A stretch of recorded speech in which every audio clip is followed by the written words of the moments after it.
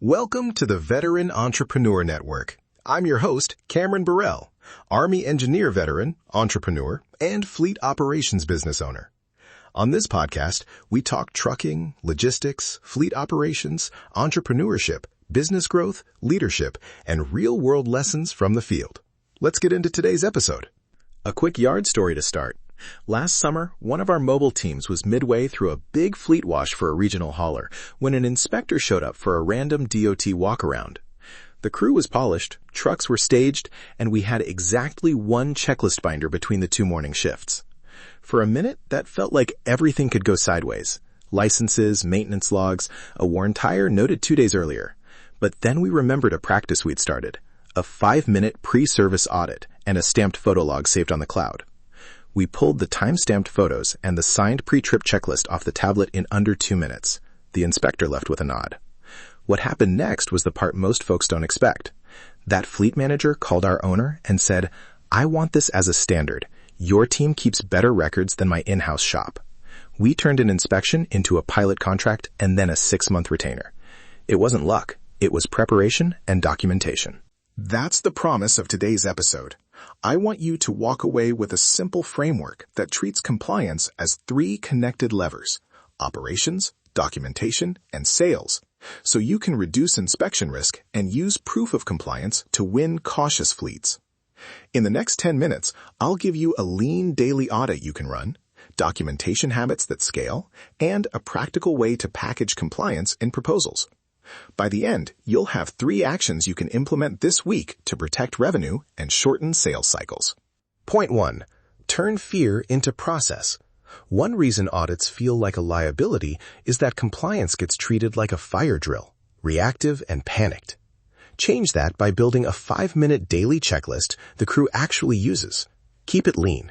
Driver ID and CDL check, insurance card and MC authority, 1 quick brake lighting check, tire spot check, and a signed line for any deferred defects with a return to service plan. Put this checklist on paper and in a simple electronic form on a tablet or phone. Then run a weekly internal audit that samples 3 trucks at random and checks the completed forms against the truck condition and maintenance logs. That weekly habit is your internal audit pipeline. It reduces surprise failures and takes the emotion out of inspections. I know that sounds like extra work, but when you normalize a 5-minute habit, failures drop and uptime goes up. Point 2. Documentation habits that scale. Documentation is the asset you can package and sell. Start with photo logs and time-stamped records. For every service, capture 3 photos: VIN or plate close-up, odometer or hour meter, and a clear before and after of the serviced area. Name files consistently: date, truck ID, service, and push them to a shared cloud folder or a simple fleet management app. Use electronic checklists with required fields: who performed the work, start and end time, materials used, and a signature line. These fields make your records searchable and auditable. For billing and claims, a time-stamped photo plus a signed checklist short-circuits disputes. For sales, it becomes proof you can include in a proposal package.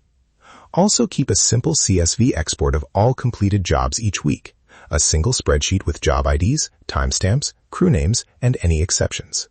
That one file is gold when a prospect asks about consistency or when insurance needs backup. Point 3.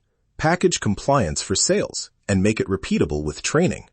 When you pitch a new fleet, include a compliance packet, a 1-page sample of your daily checklist, a redacted weekly audit report, and 3 recent time-stamped photos from a similar client. Put a line in your proposal that says you provide weekly compliance summaries or monthly audit reports as part of the retainer. That reduces buyer friction because cautious fleet managers see you've systematized the things they worry about. On the operations side, build quick SOPs for every critical task, a 2-page step-by-step for pre-trips, and a 1-page escalation path for deferred defects, and assign a shift lead to own the audit for that day. Incentivize the shift lead with a small quarterly bonus tied to a compliance metric: percentage of completed checklists, percentage of successful random audits, or average time to close exceptions. Use low-cost tools, a $150 tablet, free cloud storage, timestamp apps, and simple templates to keep admin light. Train crews with 15-minute weekly huddles where you review 1 audit finding and 1 fix, Over time, this becomes culture instead of paperwork. Important note, these are operational best practices to reduce risk and improve consistency. Consult compliance professionals for legal interpretation and regulatory advice. Recap and 3 concrete actions to implement this week. 1. Build and deploy the 5-minute pre-service checklist and require a digital signature. 2. Start a photo habit. 3 photos per job with standardized file names pushed to a cloud folder. 3. Add a 1-page compliance packet to your next proposal and offer weekly or monthly audit summaries as an included line item or upsell. Metrics to watch for the next 30 days, checklist completion rate, average time from exception to resolution, and the percentage of jobs with full photo documentation. Track these, and you'll see fewer surprises and faster sales conversations. If you took one thing from today, let it be this. Compliance isn't just a cost center. When you standardize it, document it, and show it, it becomes credibility. Real-world business, real strategies, real results. If today's episode brought you value, share a compliance win with us on social media. Tag @VetEnterNetwork and use #ComplianceWins so we can highlight field-tested examples and help others learn. And if you want more operational playbooks, follow the show, subscribe, and leave a quick review. Thanks for listening to the Veteran Entrepreneur Network. If today's episode brought you value, make sure to subscribe, leave a review, and share the podcast with another entrepreneur, owner-operator, or business professional. Keep building, keep learning, and keep moving forward. We'll see you on the next episode.